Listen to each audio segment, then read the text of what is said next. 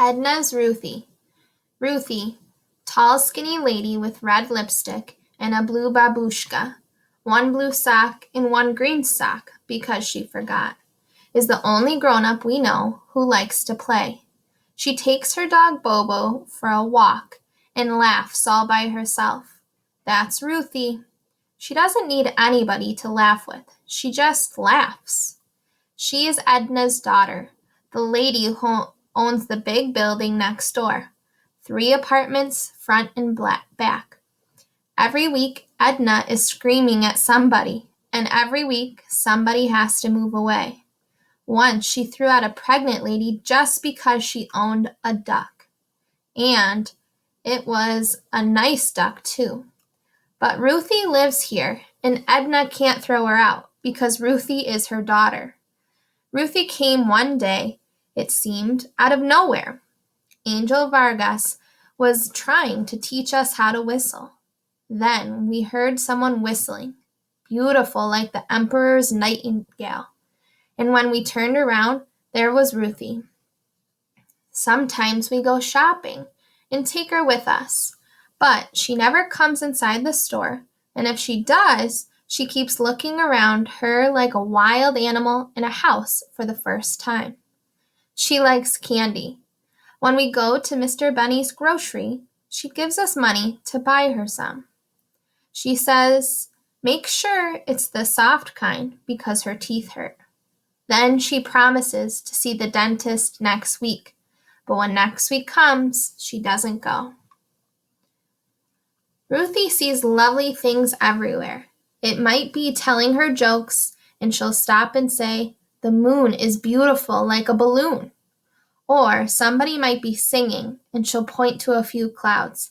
Look, Marlon Brando, or a sphinx winking, or my left shoe. Once some friends of Edna's came to visit and asked Ruthie if she wanted to go with them to play bingo.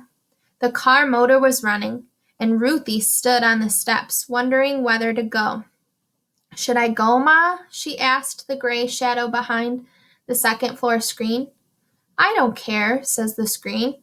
Go if you want. Ruthie looked at the ground. What do you think, Ma? Do you do what you want? How should I know? Ruthie looked at the ground some more. The car with the motor running waited 15 minutes, and then they left. When we brought out the deck of cards that night, we let Ruthie deal. There were many things Ruthie could have been if she wanted to. Not only is she a good whistler, but she can sing and dance too. She had lots of job offers when she was young, but she never took them. She got married instead and moved away to a pretty house outside the city. One thing I can't understand is why Ruthie is living on Mango Street if she doesn't have to. Why is she sleeping on a couch in her mother's living room when she has a real house all her own? But she says she's just visiting, and next weekend her husband's going to take her home. But the weekends come and go, and Ruthie stays. No matter.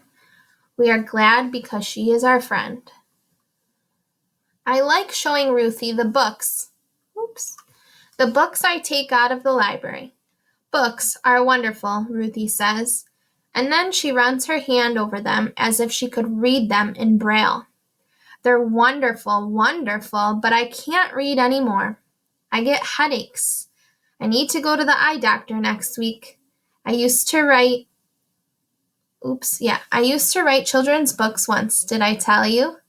One day, I memorized all of the walruses and the carpenter because I wanted Ruthie to hear me. The sun was shining on the sea, shining with all his might. Ruthie looked at the sky, and her eyes got watery at times.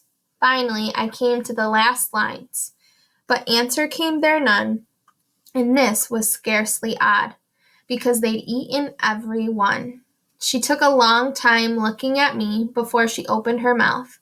And then she said, "You have the most beautiful teeth I have ever seen," and went inside.